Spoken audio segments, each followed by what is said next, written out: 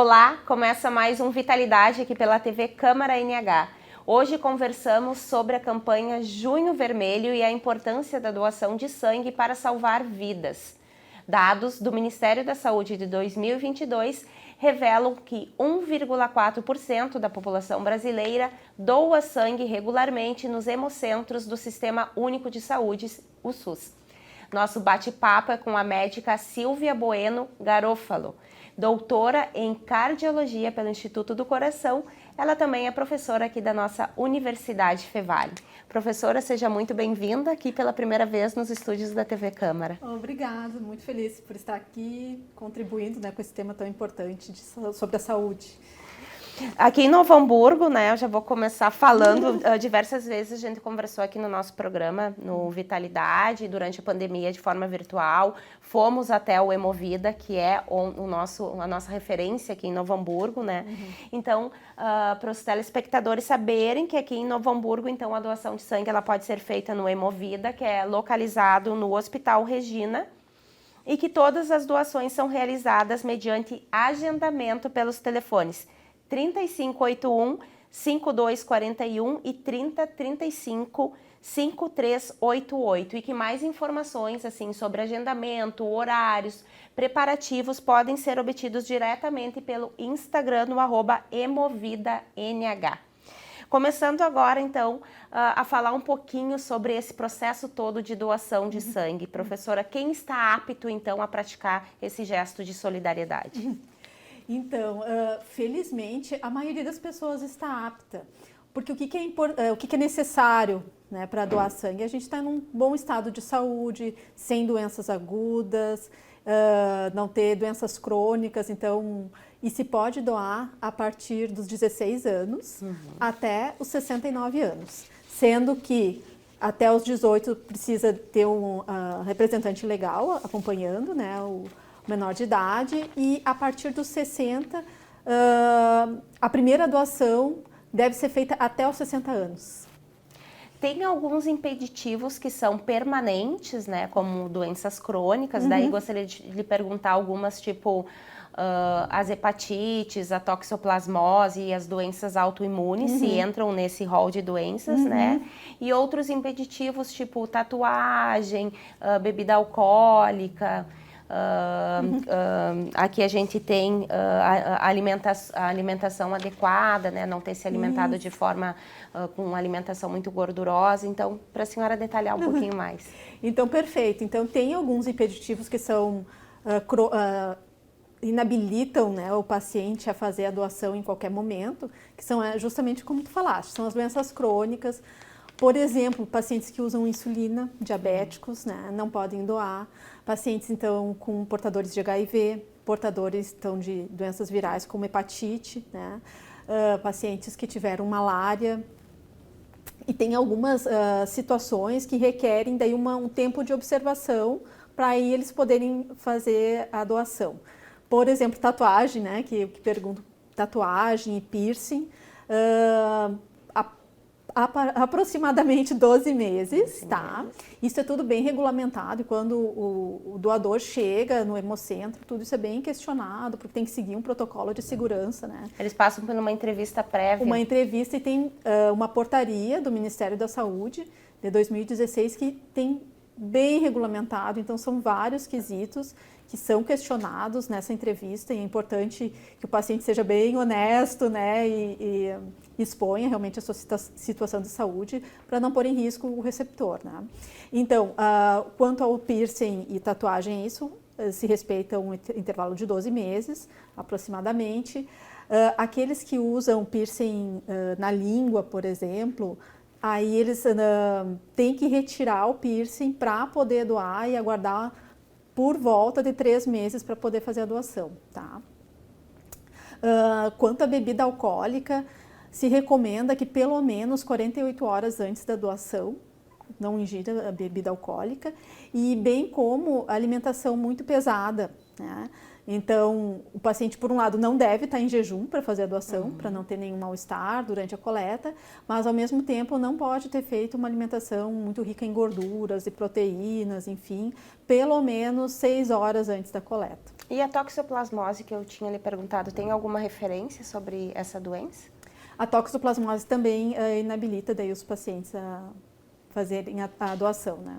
Alguma ressalva especial para lactantes e para mulheres grávidas? Sim, então é um público assim que tem toda uma peculiaridade, né? Em geral, as gestantes são autorizadas em casos especiais e liberadas pelo obstetra para fazer transfusões autólogas, né? Ou seja, idealmente não fazer a doação espontânea, certo? Então, as lactantes também devem evitar a doação nesse período. Outra questão é quanto de sangue cada doador, né, doa a cada vez, então, que vai ao hemocentro. Então, são aproximadamente 450 ml, tá? Podendo variar uns 45 ml, porque são feitas coletas de sangue para serem analisadas e checar realmente se o paciente não tem nenhuma doença infecto-contagiosa, certo? A coleta, ela dura em torno de 12 a 15 minutos, então ela é relativamente rápida, mas são 450 ml aproximadamente.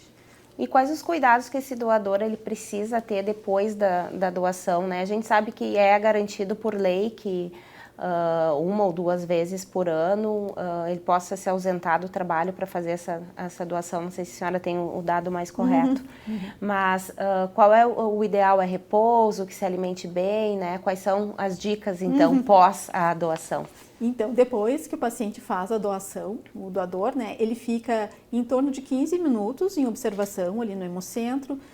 Em geral, eles já oferecem algum lanche para ele fazer. Ele tem que se hidratar bem nas próximas 12 horas e evitar qualquer esforço físico, certo? Então, em geral, nesse dia, ele pode solicitar, ele tem direito a se afastar do seu trabalho, né, pela lei da CLT, uma vez ao ano. Uma vez ao ano. Uma vez ao ano, tá.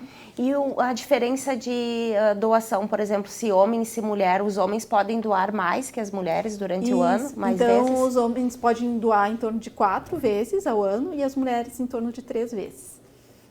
E conversando com a enfermeira Nádia em edições anteriores do Vitalidade, ela também falou que além de todo esse pré-requisito, a conversa que tem, da orientação, ainda o exame passa por uma série de exames, né, professora? Não saiu, né? Então, mesmo que diga que não tem essas doenças, que se alimentou bem e tal, ainda passa para conferir mesmo se o sangue está apto para ir para outra pessoa. Então, existem normas de segurança bem rígidas, um processo bastante rigoroso, né? E porque pode ter aquele período que a gente chama período de janela, né? Ou seja, o paciente se contaminou, nem sabia ainda que tinha doença e vai aparecer no exame de sangue. Então, antes de realmente essa bolsa ser liberada, é feita essa análise. Se o resultado for positivo para alguma dessas doenças, o doador ele é chamado e ele passa por uma avaliação médica e uma orientação a respeito da doença que foi detectada. E se não, o sangue é liberado então para se preparar os componentes, né? Um fator bem interessante quando a gente esteve lá pessoalmente é que a gente pôde observar as partes do sangue, né? Porque quando a gente doa, a gente vê ali saindo na bolsa o sangue, né? Mas eu gostaria que a senhora explicasse um pouquinho mais quais são essas partes do sangue, né? E qual a importância dela para o funcionamento do nosso corpo. Então, é por isso até que se fala que uma doação salva em torno de 4 vidas, né? Porque consegue se separar, então, componentes do sangue. Então, coleta aquela amostra e ela é colocada numa centrífuga. A centrífuga que gira bem rápido, né, o sangue e deposita, então, os glóbulos vermelhos e ficam sobre a nadante, né? Então, se tira o concentrado de hemácias, né, que se dá o vermelhinho do sangue, e daí tem essa parte do plasma, que ali tem os fatores de coagulação, principalmente, então vão ser úteis para aqueles pacientes que têm alguma doença sanguínea, de corrente sanguínea, alguma alteração de coagulação, um pós-operatório, por exemplo, que a gente às vezes necessita que o paciente repõe, está com algum sangramento ativo e precisa repor os fatores de coagulação. E dentro desse plasma ainda pode se extrair o crioprecipitado, que é um concentrado desses fatores anticoagulantes. E, além de tudo, tem as plaquetas, né? Que é na verdade, é bem poucas plaquetas que se consegue tirar da amostra, elas são muito importantes. E é uma das dificuldades, às vezes, que a gente encontra quando o paciente precisa, elas são escassas, digamos assim, nos bancos de sangue, né? Para quem está em tratamento de leucemia, por exemplo, são as plaquetas que esse paciente necessita? Depende daí da doença, assim, sabe? Às vezes eles ficam, porque nos pacientes com leucemia, que tem uma alteração de todos as células de defesa dos leucócitos, enfim, aí vai depender se está num processo de quimioterapia e está com uma redução muito grande de todas as séries que a gente chama, né, do sangue, por exemplo, pode precisar dos glóbulos vermelhos, pode precisar algumas transfusões também de plasma, de coagulação, né? Porque outra forma de se conseguir as plaquetas é através, né, da doação por aférese. Isso. Como é que funciona, né? E se as mesmas pessoas que fazem a doação normal podem doar por aférese? Então, tem uma peculiaridade daí na relação na doação de plaquetas, que tem doadores daí que são os doadores de plaquetas, que eles vão para esse outro sistema de coleta. Eles não podem estar usando antiplaquetários. Por exemplo, o mais comum é a aspirina, né, ou a AS infantil. Então, porque são medicações que afetam as plaquetas, então esses pacientes não podem doar. A diferença, então, se consegue extrair muito mais plaquetas, enquanto que numa doação de sangue normal é uma unidade. Na aférese se consegue extrair um grande número de unidades de plaquetas para doação. E, além de tudo, elas podem ser, o paciente pode doar num intervalo menor, até a cada 2 semanas. Então, ele pode doar 24 vezes ao ano, quando ele é um doador de plaquetas. Professor, e como o fator RH, ele influencia na doação de sangue? Então, o fator RH... Então, e o que é o fator RH? Desculpa, né? Então, o fator RH, a gente, de uma forma assim leiga para explicar, ela é como se fosse uma característica do nosso sangue, né? Ela pode estar presente ou ausente, tá? É dentro lá na superfície do glóbulo vermelho tem esse marcadorzinho, tá? Então, tem pessoas que têm e pessoas que não têm. As que têm são chamadas positivas e as que não têm são negativas. E esse fator, quando ele entra em contato num outro organismo que não é o dele, ele pode provocar, então, uma formação de anticorpos nesse paciente que está recebendo. E aí pode dar uma reação transfusional. Então, o fator RH ele é determinante quando a gente vai fazer a doação. Se o doador, ele é um RH positivo, a gente tem que ter certeza que o receptor também é positivo, né? Porque senão pode dar essa interação e dar uma reação transfusional. Eles costumam chamar que tem o doador universal e o receptor universal, né? Qual que seria, professor? Então, o doador universal é o O negativo, que é o sangue, assim, digamos, especial, especialmente porque ele é usado naquelas situações de emergência, por exemplo, num grande acidentado, que perdeu muito sangue, teve, né, enfim, um traumatismo muito grande e que não tem tempo de fazer, a gente não tem tempo de, né, fazer o diagnóstico e ver qual é o tipo sanguíneo desse paciente. Qualquer então, sangue, AB, O positivo, o O negativo consegue doar? Então ele consegue receber sem ter nenhuma reação, né, o sangue O negativo. E, por outro lado, o receptor universal, que é aquele que não vai ter reação, é o sangue do tipo AB, né, positivo. Daí, então ele pode receber de todos os outros tipos sanguíneos. E em relação à pessoa, por exemplo, agora que a gente falou em receptor, né? A pessoa que depois o sangue passou por tudo isso, doou, né? Passou pelos exames, está tudo pronto. A pessoa que vai receber, que precisa da transfusão de sangue, ela precisa ter alguma preocupação? Porque quando a gente fala em doação de órgãos, assim, tem a questão da rejeição, né? Na hora da transfusão, tem que se ter um olhar atento para alguns fatores? É necessário. Apesar de todas essas normas de segurança serem bastante rigorosas, tá? Nas últimas décadas tem se prezado por isso, por segurança do doador e do receptor, mas mesmo assim pode haver algumas reações transfusionais, também depende muito do estado de saúde, às vezes, do paciente. Então, às vezes o paciente pode ter calafrios, febre, né? Então, durante a transfusão a gente vai observando. Então, para iniciar uma transfusão, o paciente tem que estar com uma temperatura corporal normal, né? Para ele poder receber. E a gente vai acompanhando a temperatura corporal, que é o primeiro sinal assim, de reação à transfusão. E esse mês agora, né, professora, estamos então no junho vermelho. Aqui na Câmara nós temos o calendário Pro Saúde, que a gente traz para entrevistas, a gente conversa através de palestras, iluminamos a Câmara, tem vários projetos, pessoas de entidades que vêm falar na tribuna.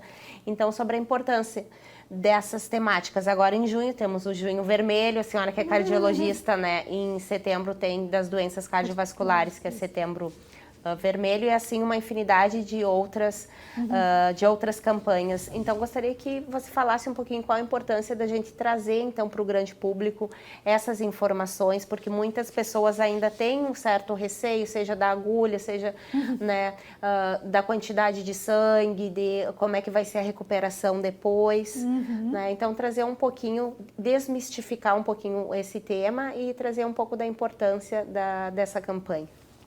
Então, primeiramente, talvez não se tenha conhecimento por que junho é o mês da doação, né?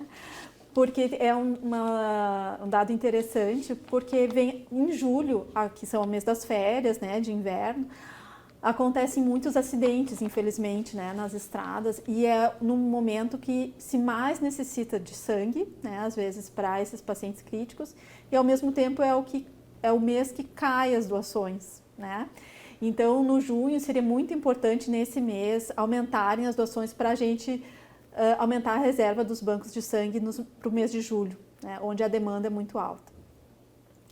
Então, a doação ela é um processo muito seguro, muito sério, muito rigoroso, passa por todo um acolhimento do paciente, checa-se muito bem o estado de saúde, os sinais vitais, né? Como é que está a pressão, como é que está a temperatura, o peso do paciente, responde todos os questionários para ver se está tudo certinho com ele. E o procedimento em si, ele é relativamente curto, é uma picadinha de agulha, como se fosse coletar o exame de sangue, mas leva uns 15 minutos, né? Depois vai ficar ali em observação, né? Vai receber um lanchinho, claro, vai ter nesse dia se resguardar um pouquinho mais, se hidratar, fazer um repouso, mas ter aquele o coração aquecido que pode ajudar pessoas que realmente estão precisando, né, nos hospitais. 4 vidas, tá? E nessa bolsa de sangue tem oportunidade de ajudar muitas pessoas que estão em uma condição que não gostariam de estar, né? E precisando dessa doação. É totalmente anônima, né? É voluntária e é também uma ação altruísta. E agora, em junho também, dia 14 de junho, é celebrado o dia do doador de sangue. E o doador de sangue também pode lembrar que também pode fazer a carteirinha, né? E ter desconto em eventos, shows, cinemas, concurso público, gratuidade, né? Então também recebe um carinho de volta, né? Que são pessoas assim que acho que a sociedade tem que ter um reconhecimento e a gente tem que entrar também nessa comunidade dos doadores para ajudar as pessoas que realmente precisam, né? E os dados no Brasil não são muito animadores, né? Só 1 a 2%. 1,4% pelo Sistema Único de Saúde, né? Então, pessoal jovem, saudável, né? É um procedimento bem tranquilo, né? Não tem efeitos colaterais, é seguro e vai ajudar muita gente. Ok, muito obrigada, então, pela sua presença aqui no nosso programa.